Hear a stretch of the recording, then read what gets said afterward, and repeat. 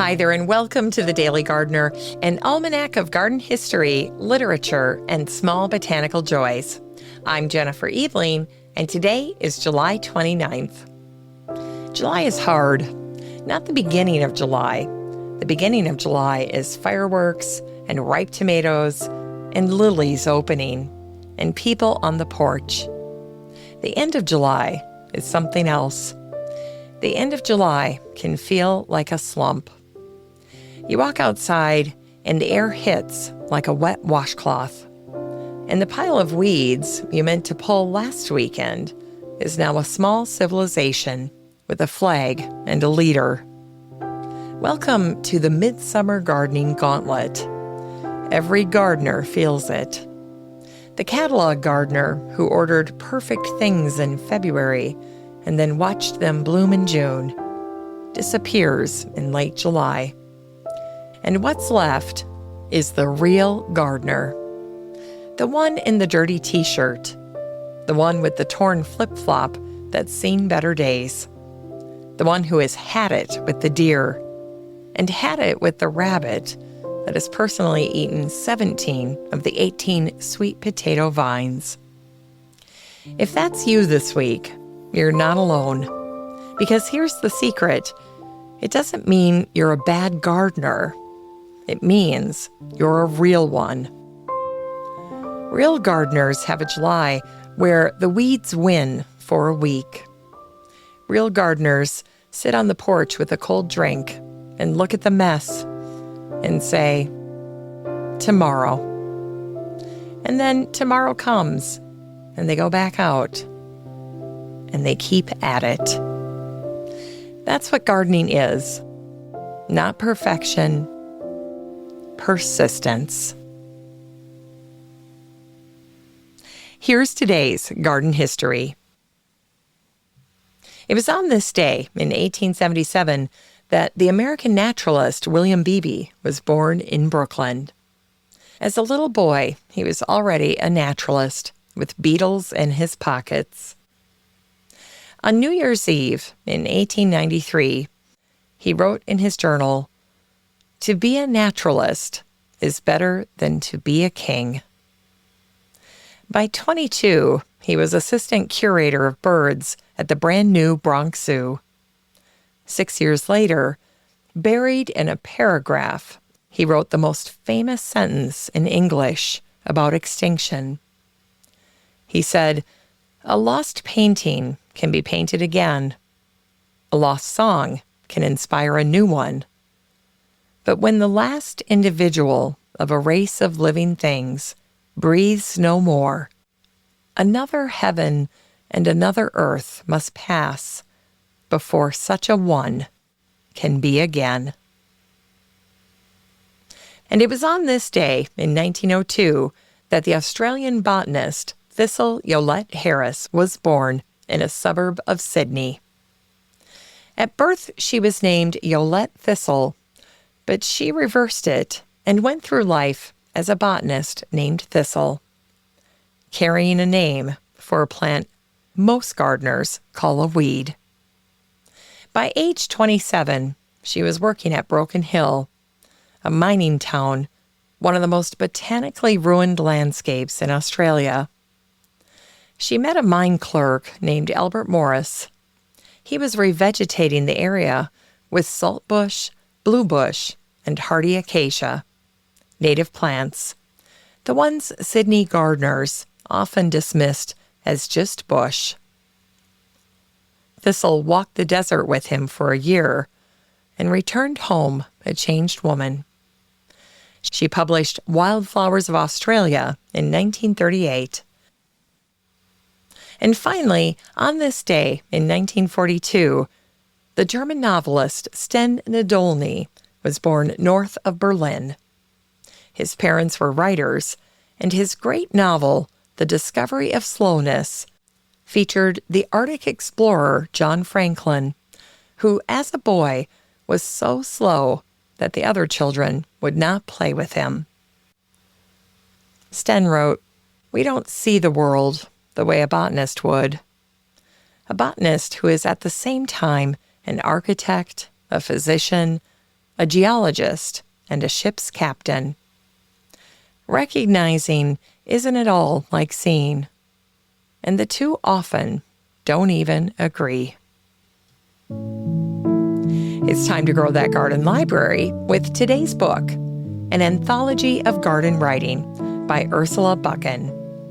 If the name is familiar, Ursula was here yesterday with the RHS Anthology. But today's book is an earlier one. Published in 1986, Ursula brings together 5 of the most influential gardeners in British horticulture: William Robinson, Gertrude Jekyll, E.A. Bowles, Reginald Ferrer, and Vita Sackville-West. And between them, almost every idea that shaped the modern garden.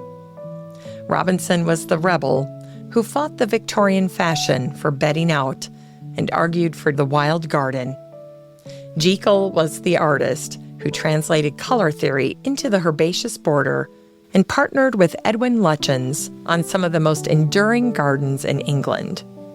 Bowles was the botanist, with a corner of his garden he called the lunatic asylum, reserved for his oddest and most mutated plants. Reginald Ferrer was the plant hunter, eccentric and dramatic. He popularized rock gardening and wrote about plants as though they were characters in a novel. And Vita Sackville-West was the poet, the creator of Sissinghurst, whose Observer columns brought a romantic and architectural sensibility to every reader who grew a garden in post-war Britain. It's a perfect starter kit for anyone who wants these voices without hunting down the out-of-print originals. An Anthology of Garden Writing by Ursula Buchan. 5 Greats, 1 Shelf, 1 Afternoon. And finally, here's something sweet to ignite the little botanic spark in your heart. It was on this day in 1874 that the English-Australian naturalist Edith Coleman was born in Woking, Surrey. She was born Edith Harms, a carpenter's daughter. Her family sailed for Melbourne when she was 12.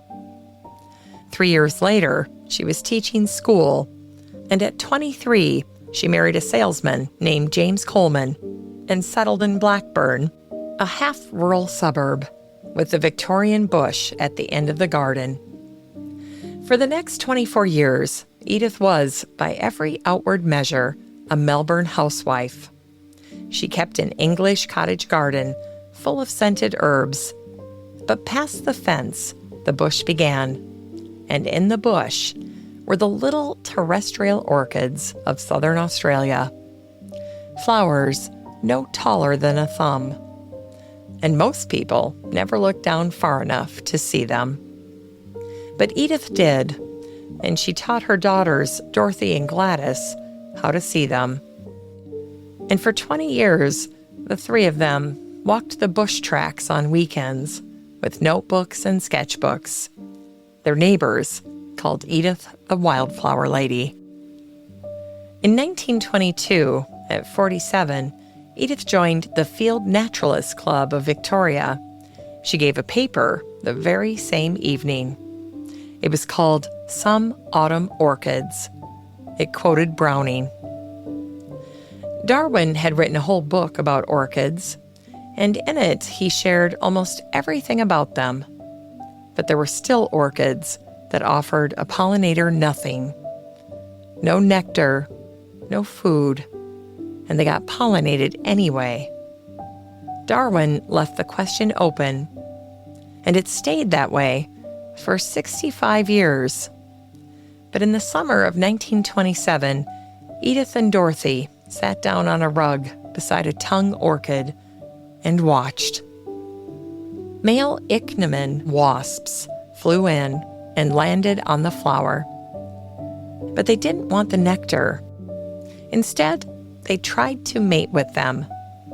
The orchid had evolved to look like a female wasp and to smell like one, too, convincingly enough that the males actually preferred the flower to the females of their own species. After mating with the flower, the male wasps flew off, carrying 2 yellow packets of orchid pollen to the next flower they tried to mate with. And that's how Edith answered Darwin's question. An Oxford zoologist reprinted her paper in London. But before he did, he wrote to various men in Melbourne to ask whether the Blackburn housewife could be trusted. They told him she could. In 1949, Edith was given the Australian Natural History Medallion, awarded every year since 1940, and every recipient had been a man. Edith was 74, with no scientific training of any kind. She spent the rest of her life answering letters and sharing the joy of nature.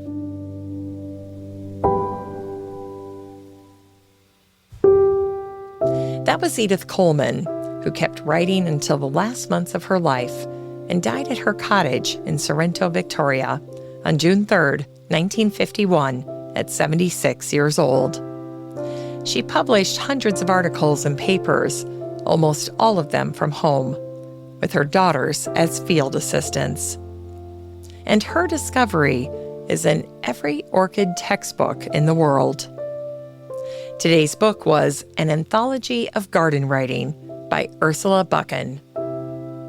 Thanks for listening to The Daily Gardener, and remember, for a happy, healthy life, garden every day.